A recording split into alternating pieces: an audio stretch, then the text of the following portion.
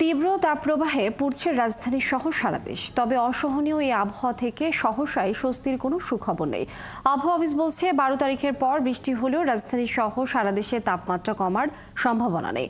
তবে চলতি মাসের 18-19 তারিখে তাপমাত্রা কমতে পারে। এদিকে তীব্র তাপদাহে হাঁসফাঁস অবস্থা সাধারণ মানুষের। বিস্তারিত সুমন মাহমুদের প্রতিবেদনে। তীব্র গরমে পুড়ছে রাজধানী সহ সারা দেশ, অতিষ্ঠ হয়ে উঠেছে জনজীবন।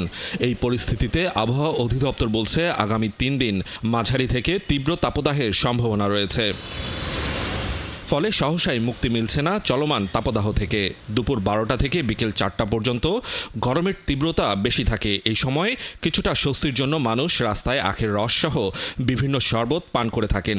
তারপরও গরমের তীব্রতায় হাঁসফাঁস করতে দেখা যায় সাধারণ মানুষদের। তীব্র গরমে ডাবের বিক্রিও বেড়েছে কয়েক গুণ। গরমের তাপমাত্রা অনেক বেশি, তো আইসা মানুষে আগে মনে করেন ঠান্ডা দেখা খাইতে আসে, গলা শুকিয়ে যায়। আগে থেকে বেঁচে কিনা আলহামদুলিল্লাহ অনেক ভালো। মনে করেন গরমের দেন, গরমে অনেক অস্থিরতা লাগতেছে, এই কারণে একটু খাইতেছে, শরীরে একটু আরাম লাগবো।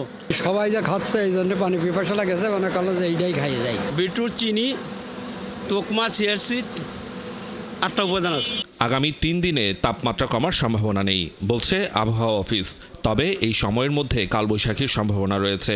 সারাদিনের তাপমাত্রা অপরিবর্তিত থাকবে। তবে 11 তারিখ থেকে তাপমাত্রা আরও 1 থেকে 2 ডিগ্রি বৃদ্ধির সম্ভাবনা রয়েছে বলেও জানিয়েছে আবহাওয়া অফিস।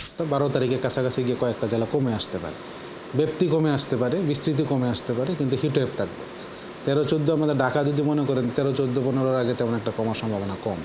তাপমাত্রা কমে আসবে কিছুটা, যেমন 39.2 দেখলেন, আজকে তো 40-এর কাছাকাছি আসতে পারে।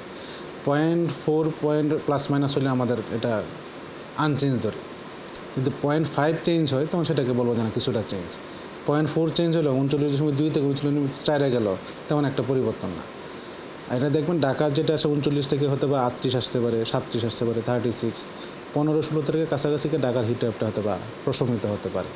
তাপপ্রবাহ চলার সময় সবাইকে সতর্ক থাকতে এবং প্রয়োজনে বাইরে যাওয়া এড়িয়ে চলার পরামর্শ দিচ্ছেন এই আবহাওয়াবিদ। আর যে বৃষ্টিটা হওয়ার সম্ভাবনা সেটা কালবৈশাখী ঝড় থেকে। সুমন মাহমুদ, 71, ঢাকা।